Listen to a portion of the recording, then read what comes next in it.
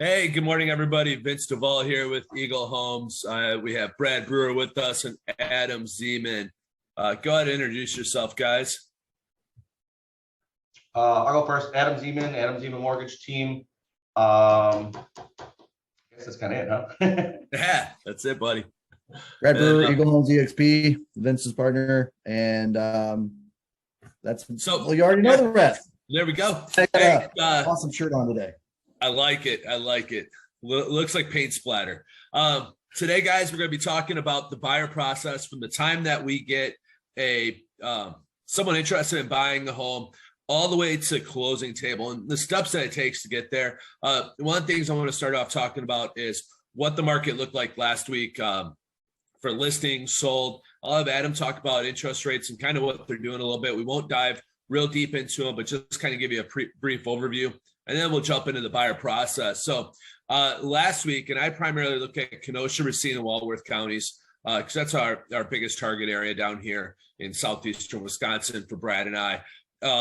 Number of sold was 189 sold last week with 198 new listings.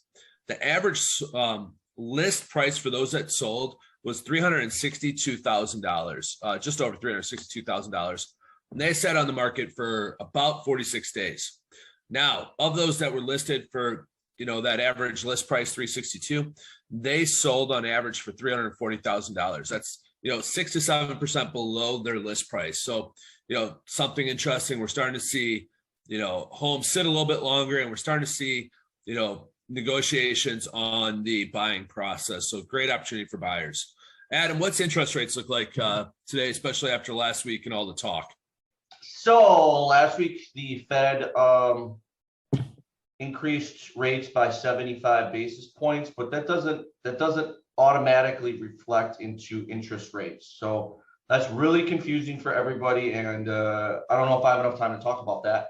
No. But long story short, believe it or not, rates actually went down a little bit after that. So the way to look at that is look at the 10-year Treasury note. If you go to Yahoo Finance, that's one of the strongest indicators of where the rates are. So they did teeter down a little bit, but I expect them to come, kind of reverse and come up a little bit. So yeah, they're still within that range that they've been at for a while. Yeah, no, I saw it too. I saw they ticked down a little bit. I think that was awesome because I think buyers and stuff were starting to freak out with all that. So I think that's great. And you're right. They'll probably tick back up a little bit. I think we'll just see kind of a little teeter-totter over the next, few months or so. So let's jump into the buyer process. A little Q&A. I want to talk about how, if I was a first-time home buyer or just a buyer coming to you guys, what that looks like, what the process is. And so we'll kind of have open dialogue on that and go from there. So Brad, tell me about, if I come to you guys at Eagle Homes and I say, hey, I'm looking at buying a house, what are the steps? How's that look? You're muted. Hey. Thanks. Muted. All right. Well, first and foremost, I'm going to highly encourage that if you're not paying cash, if you are paying cash, we'll get you a proof of funds letter. Otherwise, of course, I know Adam's going to talk more on the financial side here in a second. But I actually encourage buyers, first and foremost, is I do ask about their financial plan. Are they going to pay cash? If not, if you're going to get a loan. If they've got a lender in mind, great. Kind of ask a few questions and encourage them to go and get that pre-approval, because a lot of sellers will require the pre-approval before you go in the home. A lot, okay, at least some. So it just, you don't want to find a home pop up that you want to go see, but then the seller won't let you come because you can't provide proof of a pre-approval. So that's, plus until you have that pre-approval, do you really know exactly what price point you're in the market for? You can have an idea, you can generally know, but it's just important to get that. So that's the first step. Then, doesn't have to be after the pre-approval, but at least while you're in that pre-approval process. In fact, I have one later today that they're in the process. I'm going to schedule that actual buyer consultation. So some people take this very informally. I am doing the one over the phone today, but I actually do prefer either a face-to-face or a Zoom digital meeting like this, just so that, you can really get to know people and understand all their wants and needs, because that's of course part of the process. So we're going to start with, that buyer consultation. Typically we'll schedule an hour for that. Had them go an hour and a half, had them go 30 minutes. The face-to-face ones typically do last an hour, because then after we get all the good stuff and details and the information that I'm about to talk about, we're actually going to go online and probably look at a few properties together, which just takes a little bit of extra time. But first thing is just understand, like, what are your motivations? Why are you looking to buy now? Of course, what are your priorities, location preferences? Why is this important to you or to your family at this point? That includes a number of different things from, people have different priorities on location, school districts, close proximity to work commutes. Those are probably the most common ones that we see, but really understand that. Next, we're going to go to, explaining agency. I know agents sometimes skip over that. Why you would think— Brad, let me intervene a little bit. Okay. You talked about that face to face, and I truly think face to face is the best way to go. And one of the reasons is you get to put a face with a name, right? Like, nothing's more uncomfortable going to a showing or whatnot and going, all right, who am I meeting with today? Or what do they, what do they drive? What do they look like? Right. You're standing in a crowded room and you're like, all right, is that my buyer? Is that my agent? So I really think the Zoom meeting or in-person meeting is the best way to go. Cause like you said, you get a little more personal interaction with them. So sorry to interrupt. Keep going, man. No problem. It's a good point, Vince, because this is, for most people, their largest single investment in their life is their primary home. So the person you're working with, you want to make sure that, you've got a good feel, you're comfortable with each other. I agree. The face-to-face, nothing like pulling up the appointment. It's nice to finally meet you face-to-face, So, right. At least if you did it digitally, you can do it digitally. So yes. Agency is another important part. Once we understand, the location, 3-bedroom, 2-bath, those home preferences.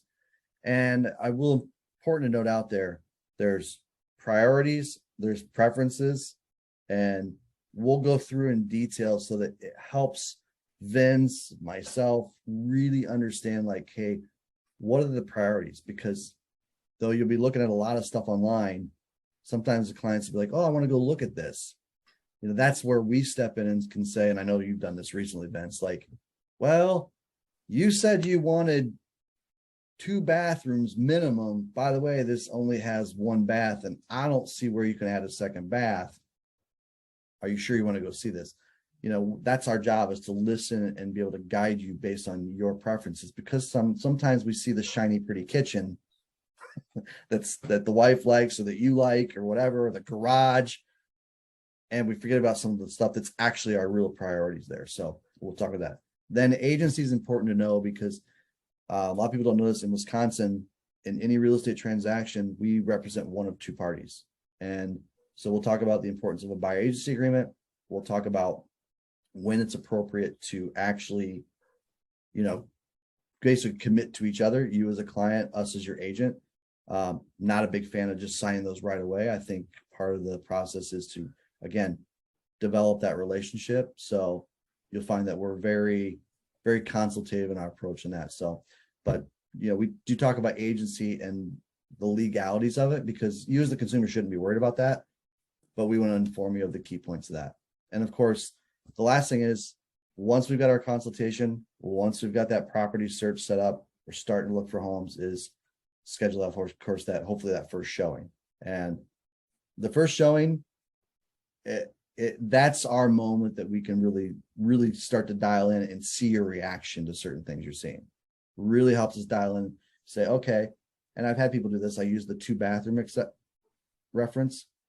I've gone to people and we went to one at first. That's why I don't steer you away or try to avoid going to a 1.5 bath at first. You go and you start hearing it, and I'll ask you the question. Okay, is 2 baths really important? Oh, no, it's not as important as we thought. So there's just a lot of value that comes out of the consultation. And most importantly, honestly, it really helps us get really engaged on your wants and needs. So we can be that, you're emotional, we're not. We're to be that unemotional point of view eyes to say, well, okay, wait a minute, or oh yeah, this goes along with what you're saying. So we're kind of the with a cautionary tale, but we're also the kind of like the positive reinforcement. Oh yeah, I really think this is good for you. And then Vince, when you're looking at a home, and you referenced this at the start of our session here today, that about things that you're looking for as an agent that are important, but the buyer necessarily, honestly, really shouldn't have to look for, but that you as an agent and that provides that extra value to them. So, and it's more of those little things that don't stand out all the time. So I would talk a little bit about that because you've had a lot of that recently. Yeah, so I think where Brad's going with this is understanding, not just like the location and things like that, but foundation, roofing. Our job too is to also kind of be an extra set of eyes that are going to be like, hey, Brad, just so you know, it looks like this furnace is a little bit older. We'll do a home inspection and really be able to narrow down what this looks like. So our job is also to kind of be that first set of eyes that go, hey, did you see that rotted wood right there? That might be an issue. We may have to address it. Because a lot of times you as a buyer walk into a house and you get overwhelmed with room sizes or the shiny appliances or the huge backyard, landscaping, whatever it might be.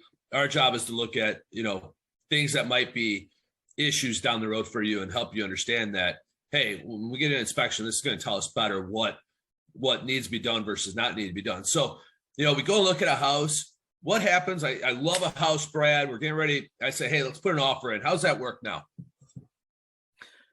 So when you love a house, to kind of and tie off to what you just said there, another part of our job is okay, we need to understand when we're looking at the home, we're also looking at, okay, we have a list price of 200,000. Make sure that if you do like it, you're looking to make an offer, we should be able to set the expectation with you, say, okay, Vince, I know you love this home. Just want to let you go.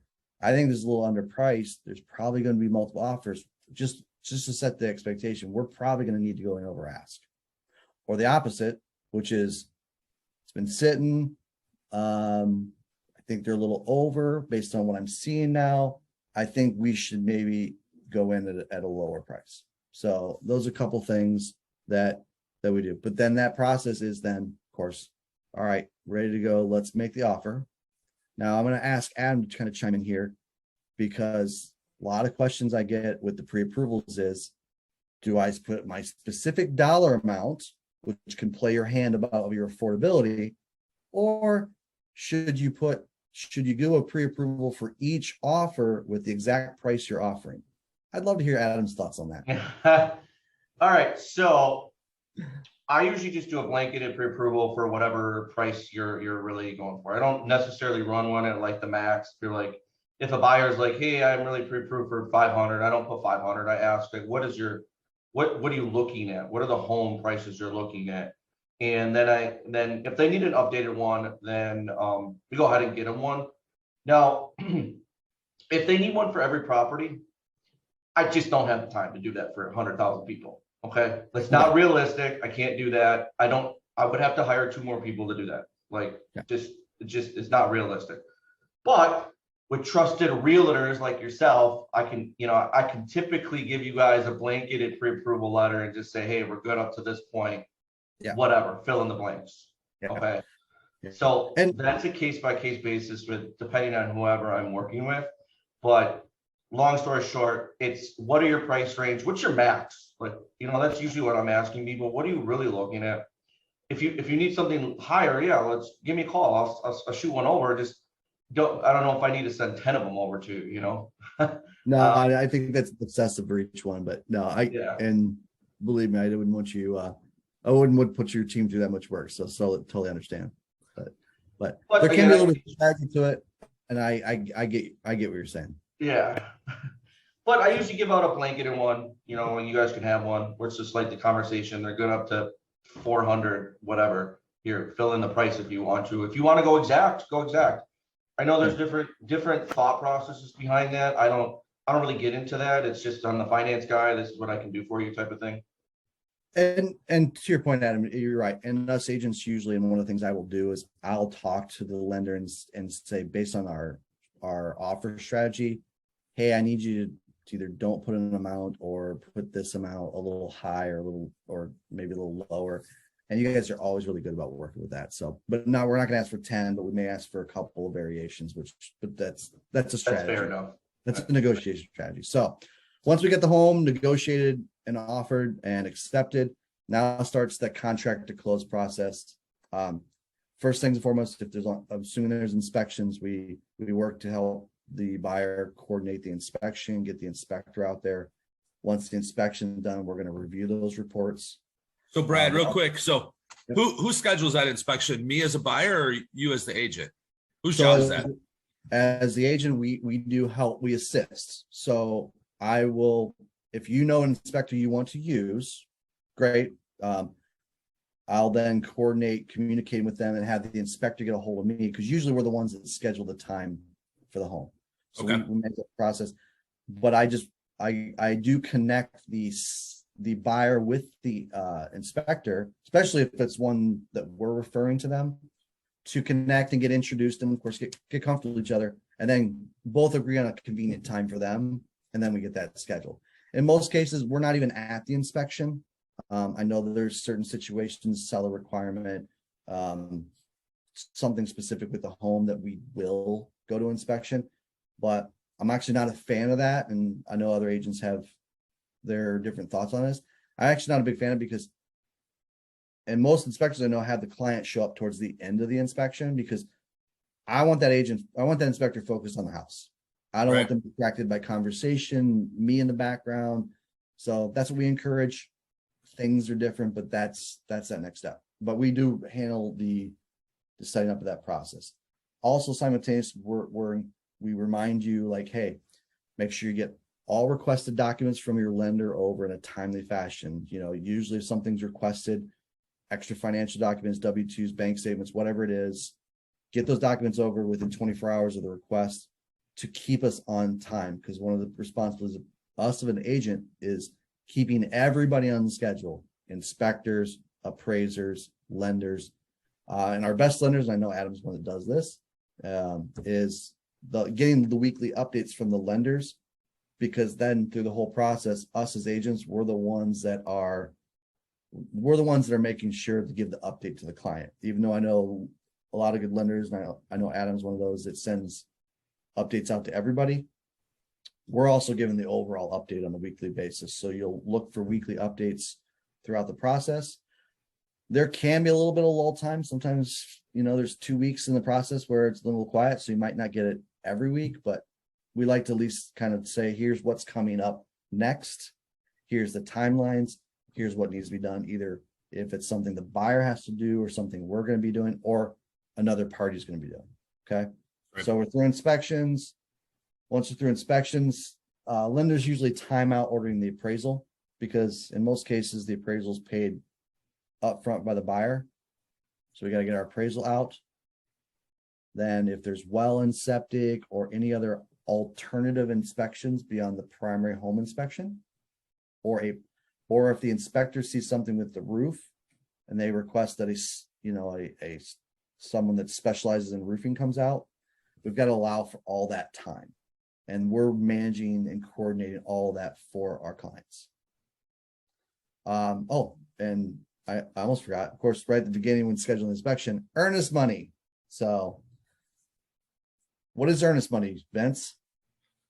Earnest money is basically a promise to purchase the house. You're putting down a chunk of change, whatever that might be, 1%, 10% of the purchase price. It depends on what we decide on an agent with the buyer. But it's an amount of money we're going to give to the listing agent to say, yes, we're committed to go through this process from start to finish. It's kind of our promise to buy, in a sense. Right. And if we break that promise, that earnest money could potentially be kept by the seller.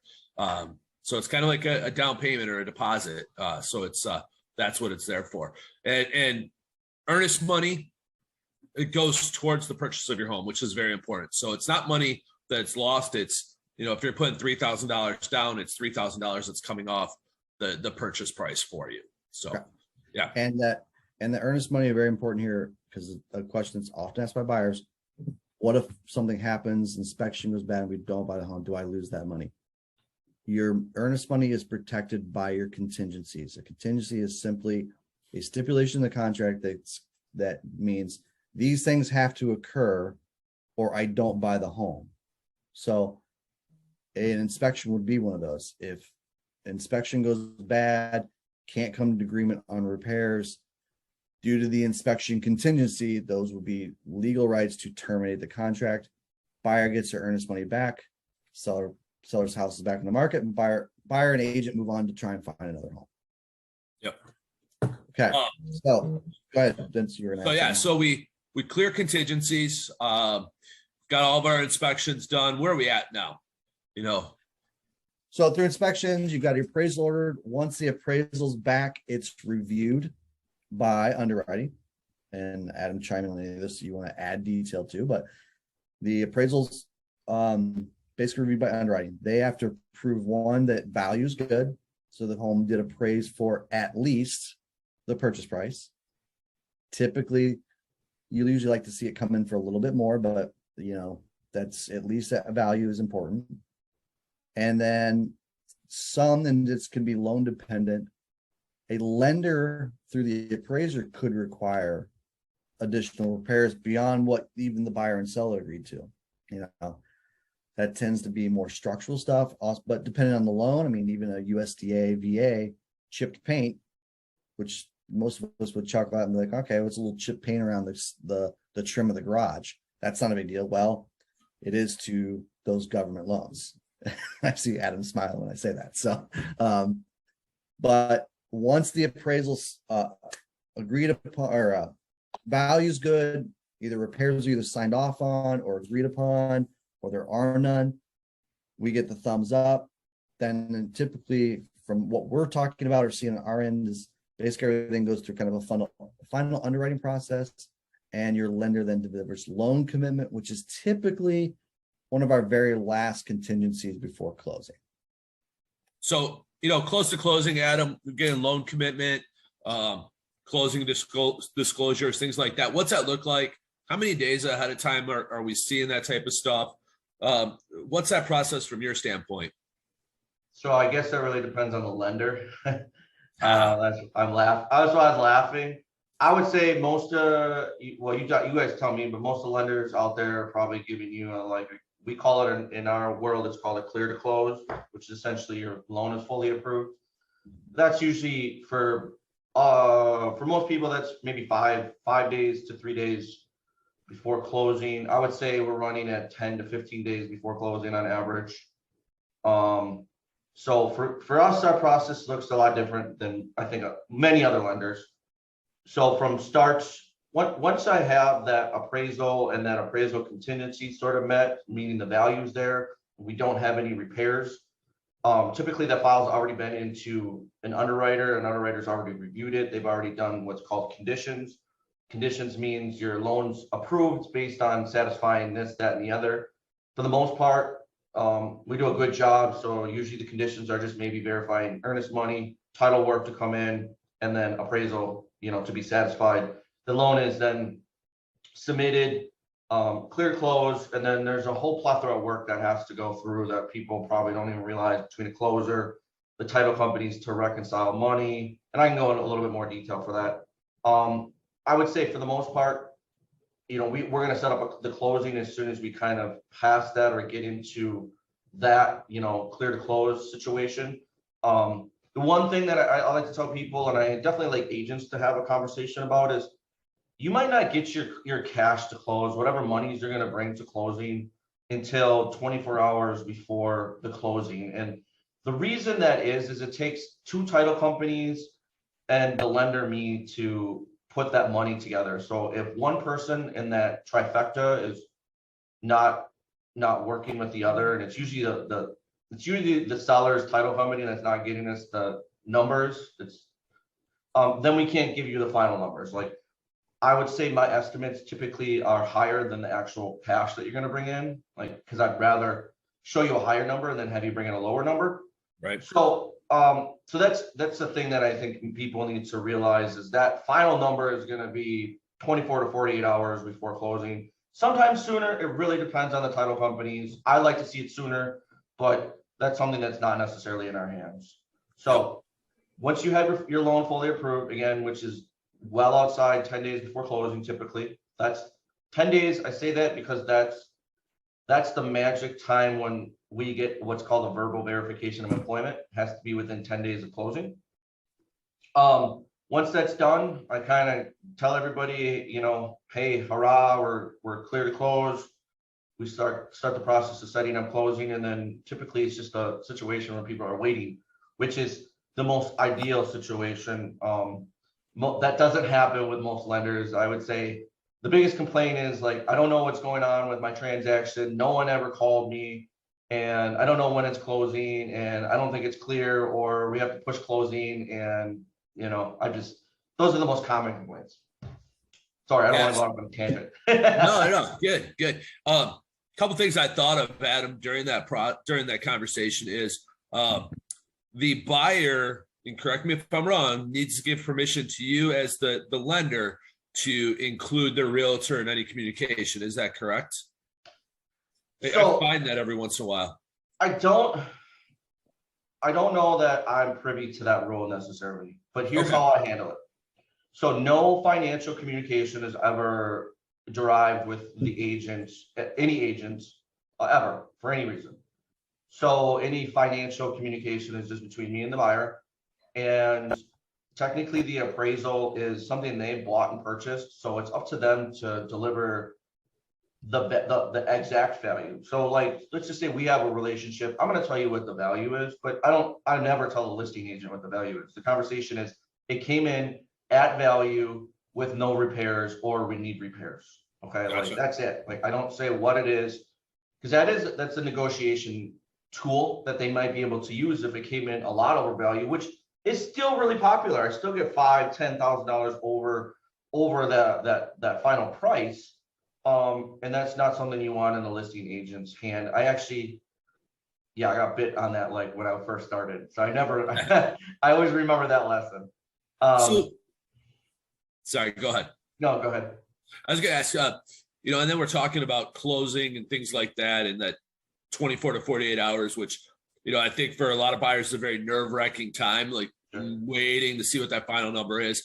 And, a lot of lenders that I've worked with have, they almost always give a number higher than what usually happens at closing table, which is awesome. Can a buyer bring cash to closing, a personal check to closing? What is the preferred method of, transfer of funds at closing?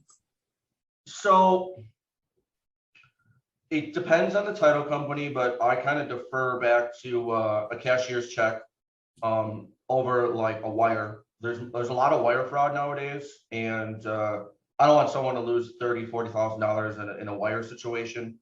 I think a cashier's check is it's safer, and the title company that I use will take the cashier's check of any amount. So they don't have some title companies don't want more than maybe $10,000 in a cashier's check. My preferred title company, you can bring $100,000 cashier's check because there's just less fraud in that, Right. And if they want to, they'll call the bank and clear it. Not a big deal. Yep. So yes, I think that anxiety portion is certainly waiting for those numbers to come out. But if you want to, the buyer can always bring, let's just say $500 more than that initial estimate in a cashier's check. The title company will cut them a check for the difference. So Right. Not a big deal if you really just want to get that check in your hand and get it. And honestly, if maybe you're short by like $100, that typically take like a personal check. I would say probably not cash. That's never going to be a situation. You want to bring your money to closing. You want to bring your signing hand, and you want to bring identification for the notary. Those are your three things. So one of the things we kind of got ahead of ourselves, started talking about closing. We got clear to close. We got the documents. We got our final numbers 24 to 48 hours before the closing day. One of the last things, and Brad, correct me if we've missed anything, but we've kind of gone in a good direction, is final walkthrough. We want to make sure that as a buy, you as a buyer and us as agents are walking through the day before closing to ensure that the property that we wrote an offer on and all the inclusions that we put in that offer it's all still there. All the appliances are still there. The sellers didn't go through and, remove all the doors or, tear out the carpet or whatnot. So we want to make sure we do a final walkthrough to make sure, and the other thing too, is if we ask for repairs to be done, then all those repairs are done. If we ask them to, put screens in a few windows because there's windows missing screens, that those things like that are being done. And we would do that the day before, do a final walkthrough, and it's a great thing to do because you can see the excitement in our buyers' eyes when they're like, oh, this is going to be mine tomorrow. This is awesome. It's a really cool feeling. So final walkthrough the day before, and then we go to closing.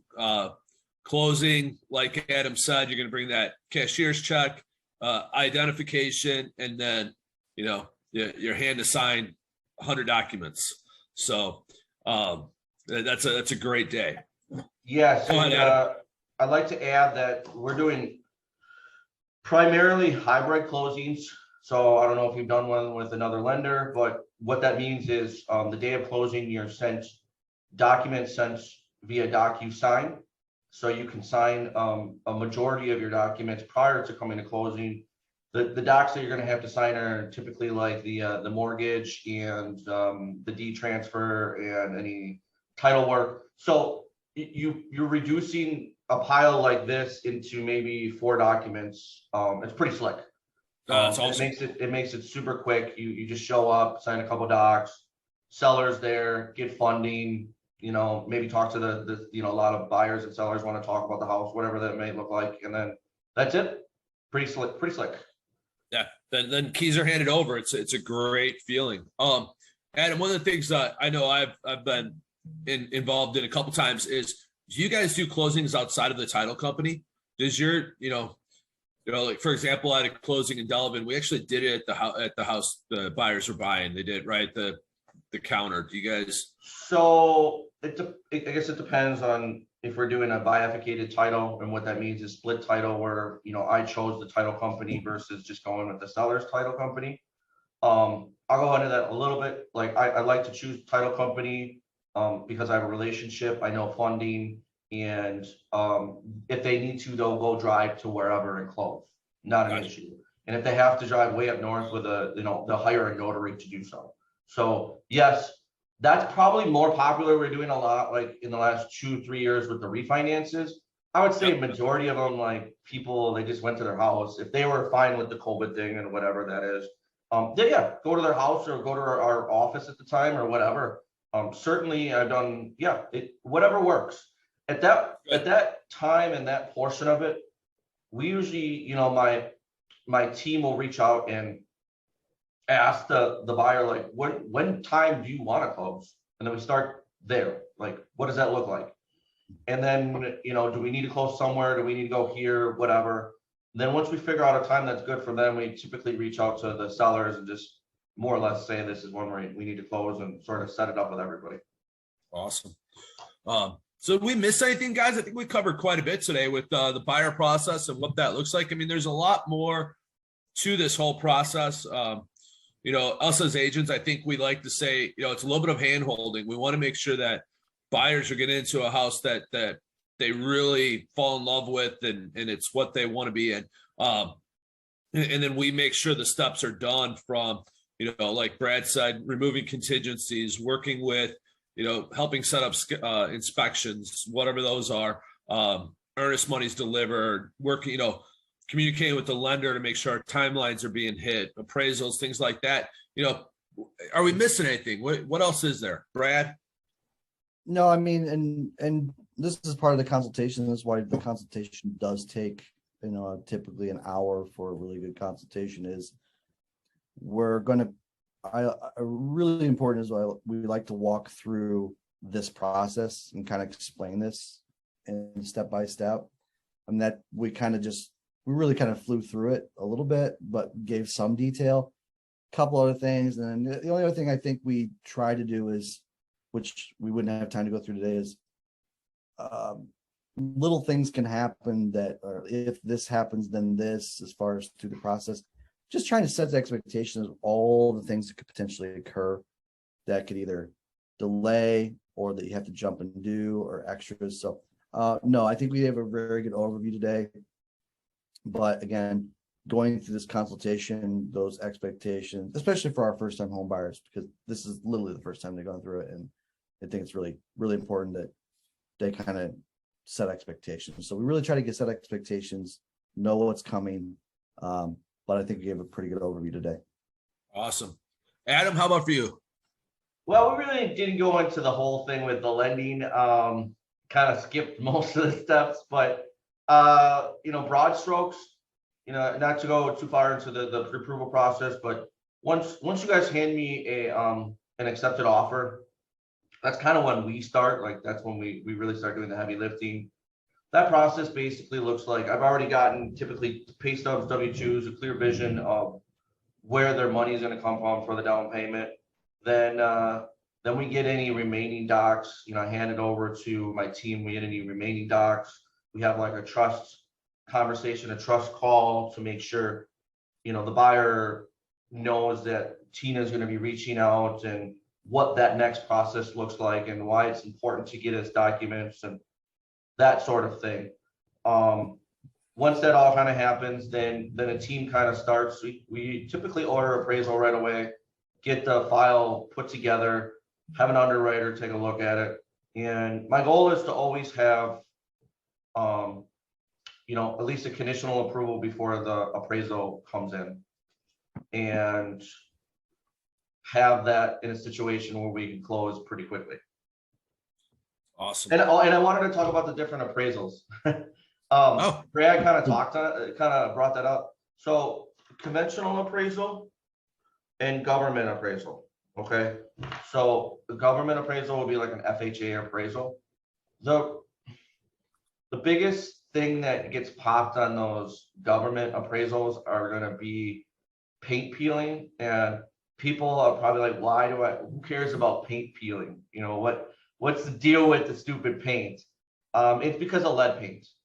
So what a government appraisal is looking for is just health hazards, like make sure there's enough CO2 detectors, make sure the outlets are correct in the kitchen and the bathroom, and make sure there's no wires sticking out, like just clearly sticking out of the wall. And then last but not least is just that paint for lead paint reasons. So it's not aesthetic. If it's just outside, it's usually just scrape, pick up the paint peelings and throw some paint down, primer. It doesn't have to look pretty. It's just to make it so that the paint isn't continuously peeling. So that's something that, if you have an older home, that was a lot more popular maybe 6 years ago, but now as we cycle through homes, it's becoming a little less popular.